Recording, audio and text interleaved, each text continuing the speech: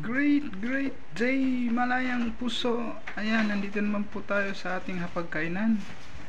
At tayo ay maglalunch na kami, mga kamalayang puso. At ang ulam namin ngayon ay sinigang na isda. Tilapia, puro isda yung ulam namin ngayon. Merong ginisang opo na may bangus. Ayan. At nakakaamis, mga kamalayang puso, dahil may na tayong isang buwan na naglo-low carb diet. Bali 1 month and 11 days na tayong naglo-low carb diet, mga kamalayang puso. Ayan. Kaya naman pala na wala munang kanin na dati lakas kong tumibag ng kanin talaga, malayang puso. Ngayon mabubuhay naman palang walang kanin, kaya wag nating problemahin yung mahal na kilo ng bigas. Joke lang. Yun naman talaga kinasanayan ng mga Pilipino, yung kanin. At depende naman yan sa trabaho ng isang tao. Halimbawa, malakas o gumagamit ka ng lakas sa iyong trabaho, halimbawa nagbubuhat, siguro hindi pasok sa iyo itong low carb diet.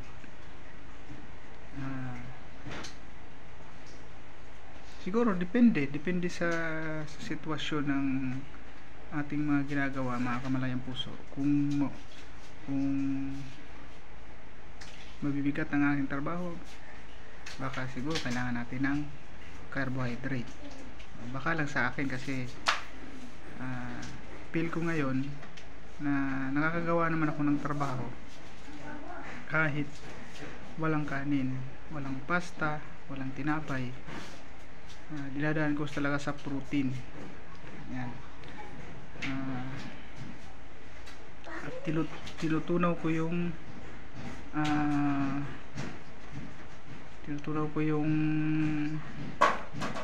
taba na nag-build up sa aking katawan.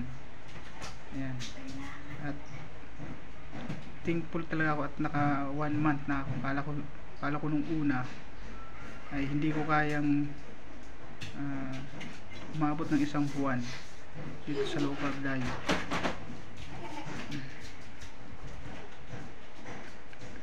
Hindi ko parang walang wala sa isip ko na baka hindi ko kaya, pero sa isip ko lang pala yun. Baka choices mo pa rin ang mag-iiral kung gagawin mo yung low carb diet or hindi. Siyempre dahil nag-low carb ka, may purpose yun. Hindi mo mawawalin yung exercise. Everyday dapat may kasabay na exercise. At ang magiging cause and effect nun,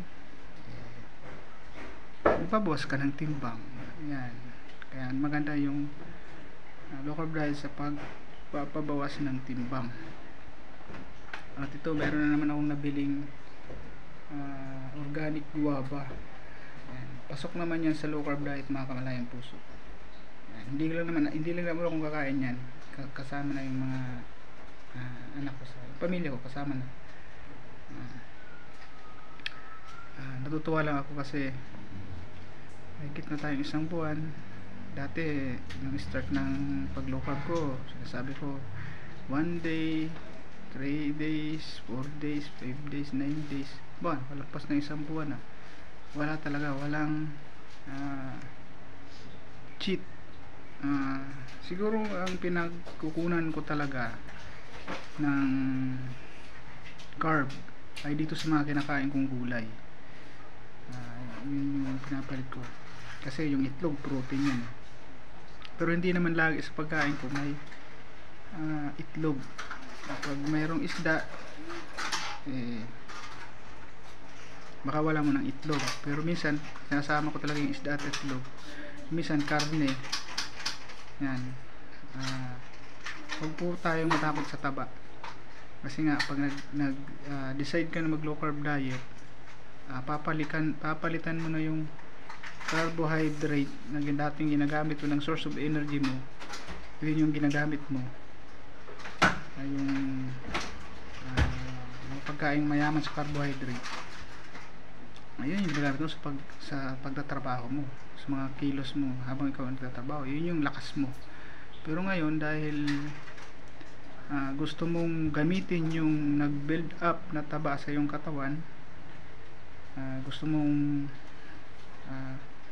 gamitin yun, o di wag ka munang kumain ng mga carbohydrate, kasi yun talaga ang mabilis magpa-build up ng taba, yung mga mayayaman sa carbohydrate na pagkain.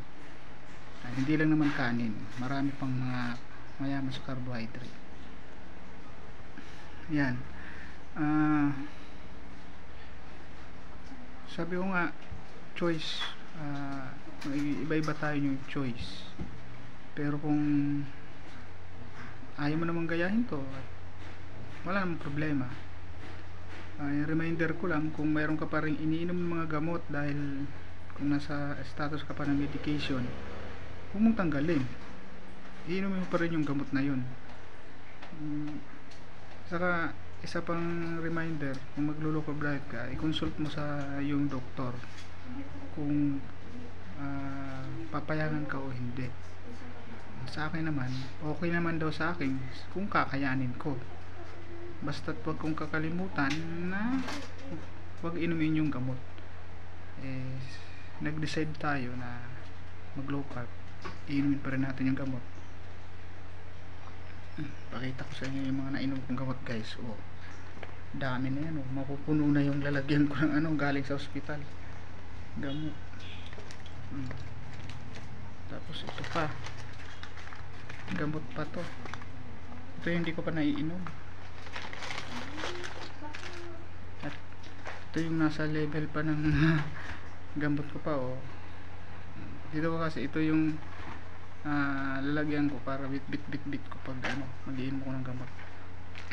Wag nating yun, kakaligtaan. Inumin pa rin natin yun, mga kamalayang puso. Kung mayroon po, kung nasa under po tayo ng medication pero kung wala naman, wala ka namang sakit at gusto mo talaga mag-loss ng weight, maraming paraan. Yung may bukod dito sa low carb diet, marami pang hindi babawasan mo yung mo. Pero kung talagang nag-decide ka lang magbawas, gawin mo. Kasi yung timbang ay mahirap siyang pababain, pero madali siyang pataasin. Yung timbang mo mabilis lang magpalaki, mabilis lang. Sinasabi ng mga bodybuilder, yung bulky, mabilis lang yun na gawin, pataba. Kumain, saksakan mo lang ng saksakan yung bibig mo ng kung ano-anong pagkain, ang bilis mong tumaba.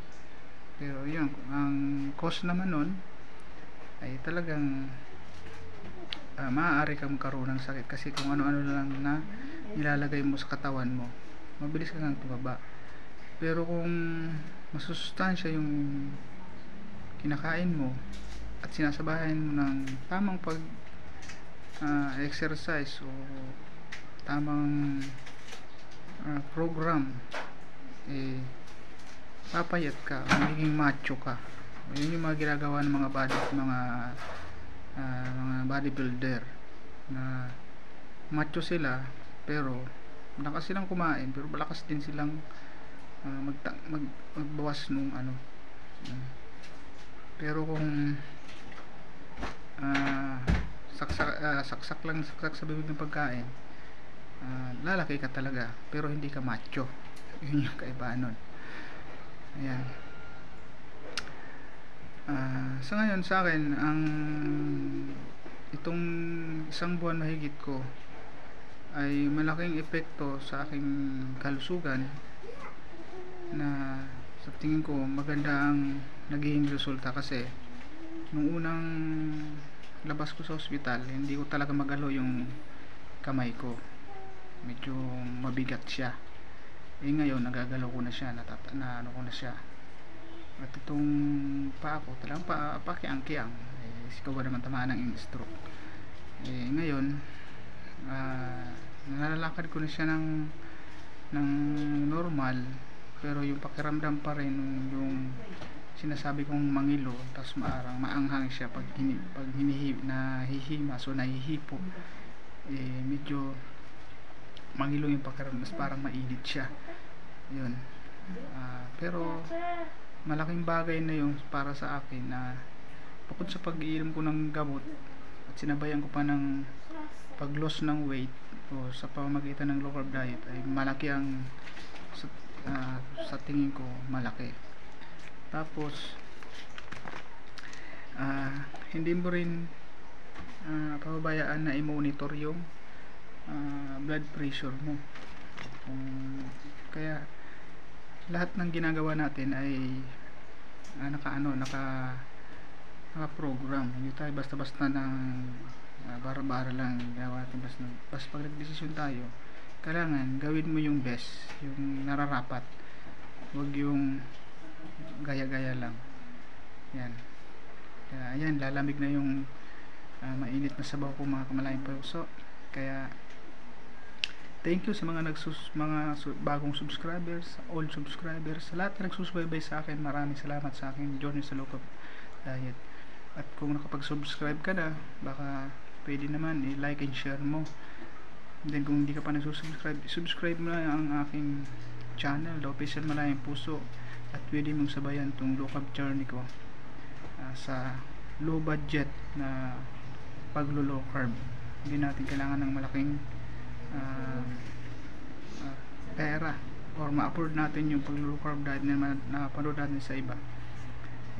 Kahit low budget, pwede kang mag low carb diet.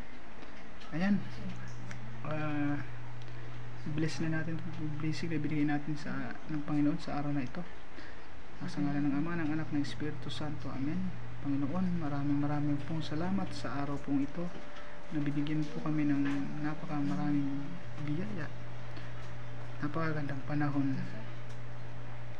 Nawa ay busugan mo po ang aming isip at tiyan sa pagkain na nakahain po sa aming hapagkainan. Gawin pong gamot at kalakasan namin sa aming katawan itong biyayang pinagkaloob mo sa amin. In Jesus' name, Amen.